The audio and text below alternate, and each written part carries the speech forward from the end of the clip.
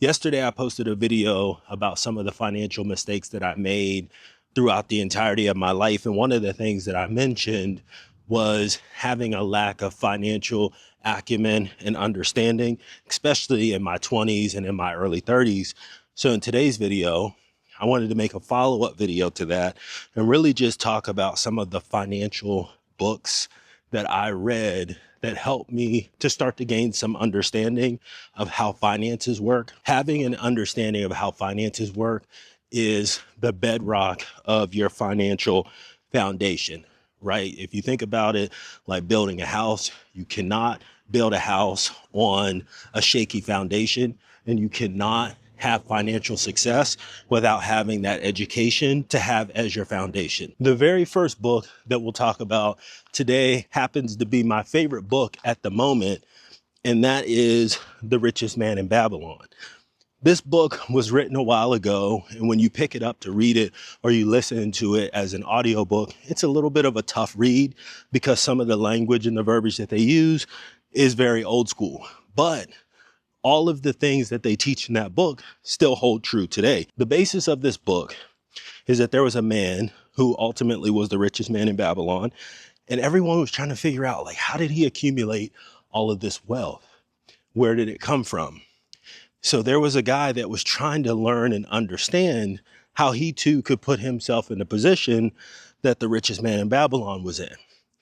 And ultimately, one of the biggest takeaways from this book, that there were principles that the richest man in Babylon lived by that helped him to accumulate wealth over the course of his life. And of the principles that are outlined in that book, the one that stuck out to me the most was saving at least 10% of everything that you earn. So as you're bringing in money over the course of your life, if you hold back a small percentage of that and save it or invest it, then that will allow your wealth to grow. If you haven't had an opportunity to check this book out, I would highly recommend that you do so, because I think it's a really good read and it helps you to understand how people that have accumulated wealth over a period of time approach wealth building. The second book that I would recommend is The Millionaire Next Door. Now, The Millionaire Next Door, again, another phenomenal book for you to take a look at. And one of the things that I learned from this book is that just because your neighbor isn't taking the extravagant vacations that you've taken, they may not be buying or driving the same kind of cars that you're driving and just really look like they're living their best life, doesn't mean that they're not accumulating massive amounts of wealth.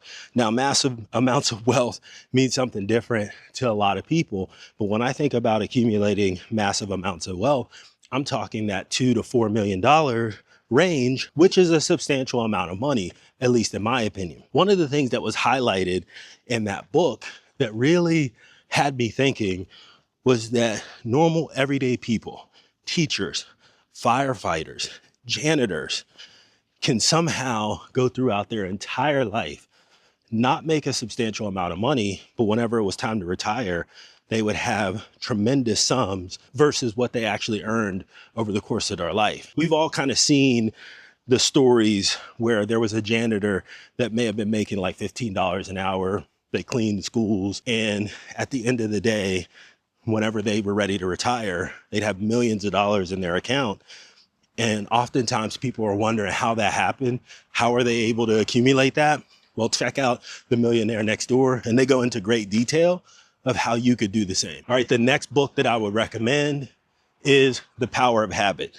Now, this book is a really long read, so I'm gonna let you know that right up front. It's another phenomenal book that if you have an opportunity to get and spend some time reading, that I believe that you'll get a lot of value from it. So the basis of this book is it goes through how habits are formed, good habits as well as bad habits. So for example, it talks about how when you first start driving a car and you're backing out a long driveway, you're nervous, you may be a little all over the place. It may take you a couple of minutes to actually reverse that car out of your driveway before you're able to put it in drive and go forward. Now, fast forward a year or two, you can now not only back out of that driveway in under a minute, but you can do so while talking on the phone and also eating your breakfast on your way to work. And it goes on to highlight several examples like this, to where you do something over and over and over again, a habit forms, and then it becomes second nature to you. It's the same thing with bad habits. They talked about someone that was smoking cigarettes or drinking alcohol and how that becomes a habit. And it's not so much the addiction that's tough to break, it's the habit that's even tougher to break. One of the best things that I really like about this book is that it not only shows you how to identify habits, but it also helps you to understand the things that you can do to break any of the bad habits or any habits that you have in general. This is definitely a book that's worth the time for you to sit through and read or listen to. All right, so the first set of books that I gave you were more like a core strategy perspective. The next couple of books that I'm going to give you are more of a mindset perspective. And the very first one is How to Win Friends and Influence People. This was a book that I read a really long time ago. I'm in the process of reading it again. But essentially, it helps you to identify and understand how to deal with certain types of people. But this really takes it a step further in how to deal with people, especially like in a corporate environment, and how you get people to actually like you. Now, I know there's going to be some people that say, I don't care about being liked. I get it. I understand that. But whenever you're trying to achieve a goal or you're trying to achieve something that's going to benefit you long term, it's better to have people that think positive of you as opposed to thinking negative of you. And then the next book is The Subtle Art of Not Giving a Fuck. This is another phenomenal book. Even though the title is a little funny, I think the gist of everything that they talk about in the book is 100% correct. There are often things that are outside of our sphere of control. We can't control every situation. And if something happens that we don't agree with, we have to start understanding that it's not that big of a deal. It has no impact on us.